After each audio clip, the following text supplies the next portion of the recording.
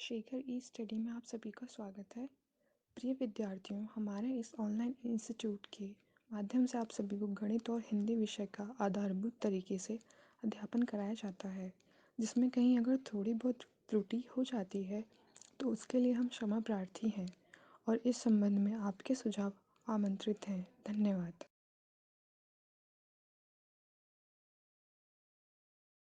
Hello दोस्तों, मैं शेखर स्वागत करता हूँ आपका अपने YouTube channel Shekhar study point. दोस्तों, यूपी त्रिपुरा से पीटी 2022 के अनुसार आपका गणित का पाठ्यक्रम चल रहा था, जिसमें हम पूर्ण संख्याओं अर्थात संख्या पद्धति, जिसे नंबर सिस्टम कर सकते हैं या कहीं कहीं अंक की क्षमता दिया रहता है, ठीक है, उसी टॉपिक का अध्ययन कर रहे थे। इसके कई नाम दिए रहते हैं, वास्तविक रूप में नंबर सिस्टम से ही जाना जाता है, ठीक है। और जैसे पूर्ण संख्या की बात की है तो अब यहाँ पे केवल और केवल स्पेशली आपको पूरी संख्या के बारे में बता दिया गया है। संख्या पद्धति से रिलेटेड जितने टॉपिक होते हैं, क्योंकि वो नॉर्मल मैथमेटिक्स में आते हैं, जैसे सरलीकरण, सिंप्लीफिकेशन, इसलिए उनको पढ़ना जरूरी है। भले ही आपकी सिलेबस में केवल पूर्ण संख्या की बात की गई, लेकिन प्रश्न वहाँ से भी आ सकते हैं, इसलिए आपको पूरा नंबर सिस्टम या अंक की क्षमता आप कह लीजिए या संख्याओं के बारे में या पूर्ण संख्या आपके जो सिलेबस में अंकित है, यहाँ से आपको पूरा बता दिया गया है, ठीक है। अब प्रैक्टिस क्वेश्चनों को सॉल्व कराया जा रहा है। अगर आप नहीं देखे हैं तो पीछे के पार्ट अवश्य देख लीजिएगा, तभी आपको समझ में आएगा आगे के पार्ट, ठीक है। उसी क्रम में आज पार्ट 10वां होगा। आइए शुरुआत करते हैं। देखिएगा, आपके सामने विविध प्रश्न हैं, ठीक है। आज चूंकि पूरी थियरी आपकी लगभग कंप्लीट हो चुकी, जितना आपके एग्जाम के पॉइंट ऑफ व्यू से इम्पोर्टेंट था वो सब मैंने बता दिया। अगर आपने नहीं देखा है तो आप पीछे के 9 पार्ट देख लीजिएगा। ये क्रम 10वां है, यहाँ पे आप विविध प्रश्नों को देखेंगे, ठीक है। देखिए, परीक्षा भारतीय परीक्षा से जुड़े महत्वपूर्ण प्रश्न। पहला क्वेश्चन है, 3 क्रमागत प्राकृतिक संख्याओं का योग पूर्णतः विभाजित होगा। मतलब 3 क्रमागत प्राकृतिक संख्या, क्रमागत का मतलब होता है लगातार, ठीक है। प्राकृतिक संख्या है, मैंने बताया था पार्ट 1 में ही बताया था कि ऐसी संख्या जो जिनसे किसी की चीज की गणना की जा सके। जैसे ये एक पेन है तो ये अपने आप में एक है, इसकी गणना हो सकती है। तो प्राकृतिक संख्या वही होती है जिनसे किसी वस्तु की गणना हो सके। और क्रमागत मतलब क्रम से। जैसे अगर एक प्राकृतिक संख्या पे x मानते हैं, दूसरी क्या होगी, x+1 होगी, तीसरी x+2 होगी। देखिए क्रम से है ना। अगर यहाँ पे x का मान 1 रखते हैं तो ये 1 और 1 2 और 1 और 2 3, ठीक है। क्रम से हो गई 1 2 3। तो यही कहने का मतलब था, ठीक है। हालांकि आपने यहाँ पे दिया हुआ नहीं है 3 क्रमागत प्राकृतिक संख्या, चूंकि अज्ञात है, केवल आपको दी है 3 क्रमागत है प्राकृतिक संख्या है, तो आप ये मानेंगे x, x+1, x+2। संख्याओं का योग पूर्णतया विभाजित होगा। इनका योग कर दीजिए, x plus x+1 plus x+2। अब देखेंगे x x x क्या है, 3x और 2 और 1 3, ठीक है। इसके बाद देखिए यहाँ पे 3x+3 कॉमन हो जाएगा, x+1। देखिए ये जो आ रहा है ये सब, इसका मतलब ये दोनों संख्याओं में है। देखिए यहाँ से ही तो हमने कॉमन लिया, मतलब कोई भी 3 प्राकृतिक संख्या होगी वह 3 से हमेशा विभाज्य होगी। कोई भी 3 प्राकृतिक संख्याओं का योग हमेशा ही 3 किससे विभाजित होगा, 3 से पूर्णतः विभाज्य होगा, क्योंकि यहाँ पे आपका 3 आ जा रहा है, ठीक है। जैसे आप एग्जाम्पल के थ्रू अगर देखें, प्राकृतिक संख्या लिख ले 1 2 3, इनका योग करिए, 3 2 5 1 6। देखिए 6 किससे विभाज्य, 3 से विभाज्य, ठीक है। एक ऐसा और ले लें हम, 8 9 और 10। देखिए क्रमागत है, 10 8 18 18 19 20 7 27 27 भी देखिए 3 से विभाज्य, 3 9 में 27। मतलब 3 क्रमागत प्राकृतिक संख्या चाहे जो भी हो, उनका योग हमेशा किससे विभाज्य होगा, 3 से। मैंने यहाँ पे प्रूफ कर दिया, ठीक है। यहीं तक आपका प्रूफ हो गया। ये तो आपको समझाने के लिए बता दिया कि कैसे होता है, ठीक है। यहाँ देखिए थोड़ा सा ये प्रश्न अच्छा है। 2 संख्याओं के वर्गों का योग 68 है। माना दोनों संख्याएं क्या है, माना दोनों संख्या एक यम है दूसरी n है, सॉरी एक यम है दूसरी क्या है, n है। एक यम ये n, 2 संख्याओं को कहा है तो एक यम है और एक n है, मैंने मान लिया। कि वर्गों का योग, कि वर्गों का मतलब m² प्लस योग कहा है, वर्गों का योग, इसका वर्ग दोनों का योग 68 है। ये आपके प्रश्न में दिया हुआ है, ठीक है। तथा उनके अंतर का वर्ग मतलब m-n का वर्ग 36 है। देखिए इनका मतलब समझिए, 2 संख्याओं के वर्गों का योग मतलब पहले वर्ग है तब योग, और तथा उसके अंतर मतलब पहले घटाना है तब पूरे का होल वर्ग है, तब 36 है। ये दूसरा समीकरण। तो इन 2 संख्याओं का गुणनफल क्या होगा, मतलब आपसे पूछा है कि m इंटू एन बराबर वाट, ठीक है, गुणनफल मतलब m इंटू एन बराबर वाट क्या क्या होगा। इसी को सॉल्व करिए, देखिए दूसरे समीकरण से, दूसरे समीकरण से, ठीक है। अब इसको सॉल्व करिए, अगर a plus a minus b का होल स्क्वायर फार्मूला पढ़े तो ये a मान लीजिए b है, तो a का वर्ग, ये माइनस से वर्ग करेंगे तो प्लस हो जाएगा, n का वर्ग माइनस 2mn, और ये 36 गुणे 36, ठीक है। अब देखिए इसका मान क्या है, 68 है, माइनस 2mn बराबर 36 गुणे 36, ये उधर चला जाएगा बराबर, देखिए इसका गुणनफल कर लीजिए,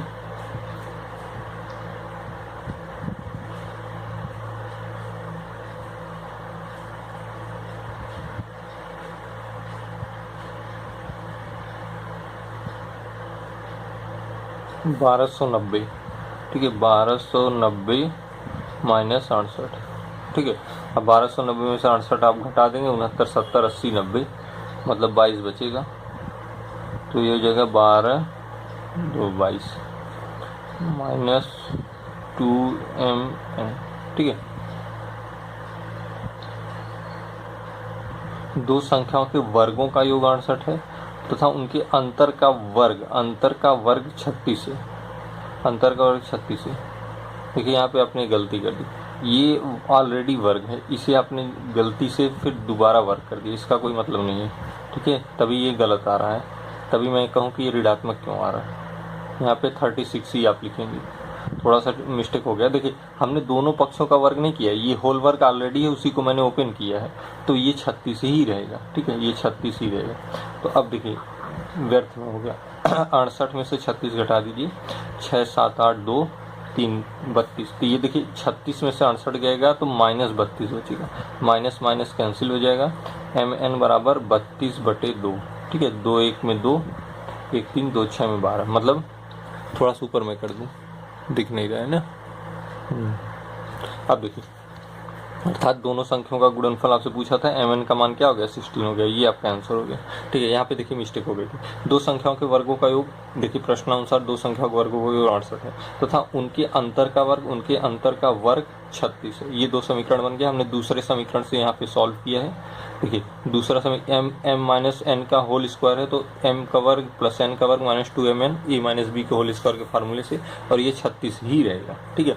अब इसके स्थान पे हमने 68 रख दिया, माइनस 2mn बराबर 36, माइनस 2mn 36, ये 68 इधर चला आएगा, 36 में 67 गया 32, माइनस माइनस कैंसिल हो गया, 2mn बराबर 32, तो mn बराबर 2 से भाग हो जाएगा 16, ठीक है, 16, इसका आंसर क्या हो जाएगा, 16 हो जाएगा। तो बहुत आसान था, ऐसे ही सॉल्व करते हैं। देखिए अगला प्रश्न है, यदि 5 की पावर 5x प्लस 5 बराबर 1 हो तो x का मान, हालांकि ये घातांक का क्वेश्चन है, आ गया है तो देख ही ले, ठीक है। 5 की पावर 5x प्लस 5 बराबर 1, देखिए एक चीज़ जानते हैं, किसी की घात अगर आप 0 लिख लेंगे तो उसका मान सदैव 1 होगा, मतलब x की पावर 0 तो इसका मान 1, ये आपका एक फार्मूला होता है, ठीक है, रूल ही आप कह सकते हैं। तो किसी की घात 0, मैं बोल रहा हूँ, अगर आप लिखना चाहे तो लिख सकते हैं, अगर किसी की भी घात 0 होती है तो उसका मान 1 होता है। जैसे अगर हम लिख दें कि 119 की पावर 0 तो इसका मान 1 होगा, उसी प्रकार से हम लिख दें 5 की पावर 0 बराबर 1, इसका मान 1 होता है। हम एक, अब देखिए यहाँ पे समझिए, 1 के स्थान पर हम ये लिख सकते हैं, 1 के स्थान पे ये लिख सकते हैं भाई, एक किसी की पावर 0 उसका मान 1, तो 1 के स्थान पे कोई भी संख्या लिख सकते हैं, केवल आप पावर 0 कर दीजिए, तो हम लिख सकते हैं 5 की पावर x प्लस 5, इसी 1 के स्थान पे, चूंकि ये प्रश्न में दिया है, हम लिख सकते हैं इसके अनुसार हम लिख सकते हैं 5 की पावर 0। अब देखिए आधार समान हो गए तो ऊपर वाले घात भी समान हो जाएंगे, 5x प्लस 5 बराबर 0, तो 5x ये उधर चला जाएगा, माइनस 5x बराबर, देखिए 5 से 5 कट जाएगा, बचेगा क्या, -1, ठीक है। तो उम्मीद करता हूँ समझ में आएगा, ये आप रूल जानते रहिए, इसे आप नोट कर लीजिएगा। किसी की पावर 0 होती है तो उसका मान 1 होता है, किसी भी संख्या या कोई चर अचर राशि हो, उसके अगर उसकी पावर 0 कर दिया तो उसका मान 1 होगा। तो हम इसके अनुसार यहाँ पे भी लिख सकते हैं 5 की पावर 0, चूँकि इसका मान 1 होता है तो 1 के स्थान चाहे ये लिखें चाहे इसके स्थान पे ये लिखें, कोई फर्क नहीं पड़ेगा। अब आधार समान हो गया, घात भी समान होगी, 5x + 5 = 0, यही चीज़ हमने लिखा है। अब देखिए यहाँ से आप इतना तो सॉल्व ही कर सकते हैं, इसका मान -1, ठीक है, ये आपका आंसर होगा। आइए अगला प्रश्न देखते हैं। देखिएगा अगला प्रश्न है, प्रथम विषम संख्या 1 है। देखिए प्रथम विषम संख्या क्या है, 1 है, ठीक है, दिया हुआ है आपके प्रश्न में। द्वितीय विषम संख्या 3 है, द्वितीय विषम संख्या क्या है, 3 है। तृतीय विषम संख्या क्या है, 5 है, तथा इसी प्रकार आगे बढ़ते रहे। मतलब इसी प्रकार अगर आप बढ़ते रहे तो 200वीं मतलब ये 200 नहीं, 200वीं विषम संख्या क्या हुई, ठीक है। मतलब ये पहली है, दूसरी है, तीसरी है, चौथी, पांचवी, तो इसी प्रकार से 200वीं विषम संख्या क्या होगी, ठीक है। देखिए इसमें एक फार्मूला होता है समांतर श्रेणी का, समांतर श्रेणी का फार्मूला होता है, ठीक है। देखिए समांतर श्रेणी है, क्यों है, क्योंकि इनके बीच का अंतर समान है, ठीक है। जितनी भी संख्या आएंगी उनके बीच का एक ही अंतर होगा, वो होगा 2 से, क्योंकि ये विषम संख्या है। आपको मैंने बता रखा है कि विषम संख्याओं के बीच समान अंतर होता है। जैसे 1 और 3 के बीच 2 का अंतर, 3 और 5 के बीच 2 का अंतर, 5 और 7 के बीच 2 का अंतर, 7 और 9 के बीच 2 का अंतर। इसी प्रकार से जितनी विषम संख्या आएंगी सबके बीच अंतर समान होगा। जब अंतर समान होता है तो वहाँ समांतर श्रेणी का फार्मूला आप लगा सकते हैं। आप लिख सकते हैं Tn = a + n-1 × d, ठीक है, ये फार्मूला होता है। आप चाहिए तो लिख सकते हैं समांतर श्रेणी में। यहाँ पे देखिए d बराबर होता है सर्वांतर मतलब इन दोनों के बीच का अंतर। d बराबर क्या है, 2 है, अंतर क्या है, 2 है, ठीक है। a मतलब प्रथम पद होता है, प्रथम पद क्या है, 1 है। और n बराबर होता है पदों की कुल संख्या। देखिए कितना, 200वीं, पदों की संख्या क्या है, 200। अब इसी को सॉल्व कर लीजिए। Tn = a मतलब प्रथम पद, n मतलब 200 - 1 और d मतलब 2, ठीक है। 1 + 199 × 2, गुणा कर देंगे।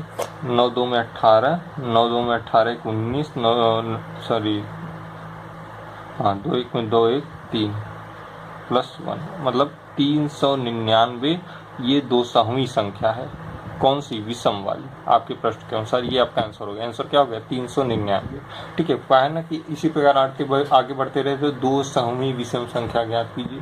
200वीं विषम संख्या क्या होगी, 399 की। कैसे, इस फार्मूला से मैंने बताया। क्यों, क्योंकि ये समांतर श्रेणी बन रही है, क्योंकि इनके बीच का अंतर समान है, सर्वांतर समान है 2 का।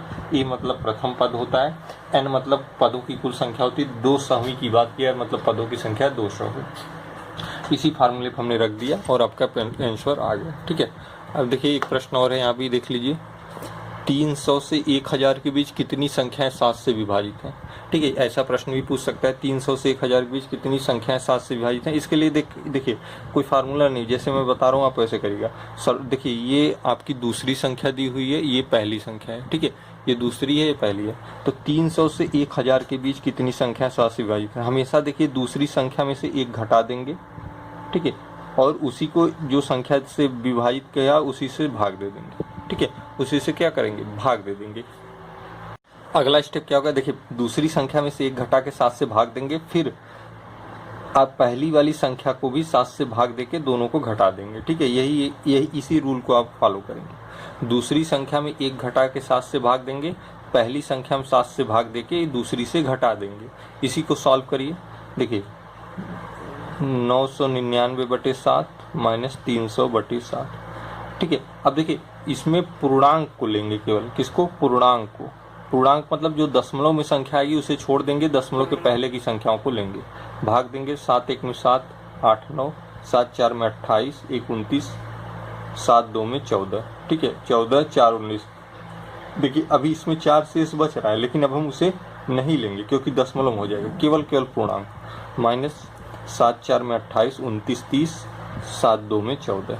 देखिए 6 बच रहा है, लेकिन 6 भाग नहीं जाएगा, दशमलव लगाएंगे 60 बनाएंगे तब जाएगा, तो उसको हम छोड़ देंगे, केवल और केवल पूर्णांक को लेंगे। किसे, केवल और केवल पूर्णांक को। अब 142 में से 42 गया 100। तो 300 और 1000 के बीच कितनी संख्याएं 7 से विभाजित हैं, 100 संख्याएं 7 से विभाजित हैं। आप चाहें तो प्रैक्टिकली भी देख सकते हैं, ठीक है। हालांकि बहुत बड़ा गैप है, प्रैक्टिकली नहीं कर पाएंगे, इसलिए आप इस फार्मूले को प्रयोग करेंगे तो आसानी से आपका सॉल्व हो जाएगा। देखिए एक प्रश्न और है, उसके बाद इसी से रिलेटेड एक प्रश्न मैं और करा देता हूँ, ठीक है। पहले इसी को देख लें तो शायद स्पष्ट समझ में आ जाए। 50 से 100 के बीच कितनी संख्याएं 3 से विभाजित हैं? 50 से 100 के बीच कितनी संख्याएं 3 से विभाजित हैं? तो देखिए मैंने क्या कहा, दूसरी संख्या पहली संख्या, ठीक है। दूसरी में क्या करेंगे, एक घटा के किससे भाग देंगे, जो दी हुई है 3 से विभाजित, फिर इसी को पहली संख्या में 3 से भाग देके घटा देंगे। 100 में से गया 99/3 माइनस 50/3। हमेशा क्या लेंगे, केवल पूर्णांक लेंगे, दशमलव के बाद के अंकों की गणना नहीं होगी।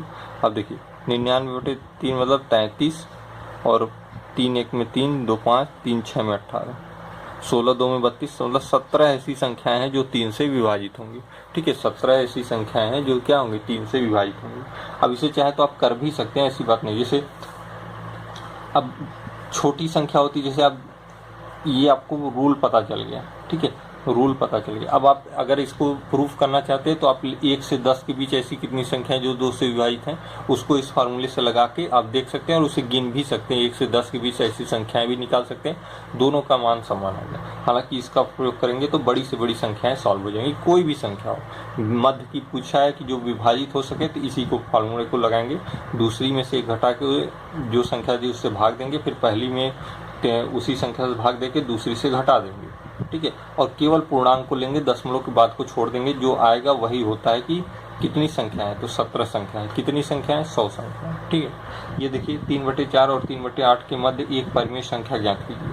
3/4 और 3/8 के मध्य एक परिमेय संख्या ज्ञात कीजिए। बहुत आसान सा है, दोनों जो परिमेय संख्या दी हुई है उनको दोनों को जोड़ के, ठीक है, 2 से भाग दे दीजिए, तो उनके मध्य की संख्या आ जाएंगी। तो देखिए इसे 8 LCM, ठीक, 4 2 में 8, 3 2 में 6, 7 8 9/2, ठीक है। तो ये 6 7 8 9/8 2 में 16, ठीक है।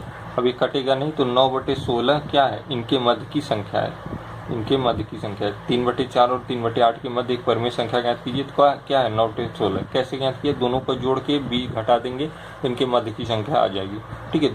दोनों को जोड़ के 2 से भाग दे देंगे, दोनों को जोड़कर 2 से भाग देंगे, इनके मध्य की संख्या आ जाएगी, तो ये 9/16 आपका आंसर होगा, ठीक है। ये आज का आपका सेशन था जिसमें हमने विविध प्रश्नों की चर्चा की है। कल इसके अगले पार्ट में भी मैं विविध प्रश्नों की चर्चा करूंगा और आपको बहुत सारे प्रश्नों को सॉल्व करा दूंगा, ठीक है, जिससे आपकी ये नंबर सिस्टम पूरा कवर हो जाए। जो प्रश्न जहाँ भी आपको दिक्कत हो आप कमेंट बॉक्स में पूछ सकते हैं, ठीक है। और टेलीग्राम पे इसका PDF चला जाएगा, आप देख लीजिएगा।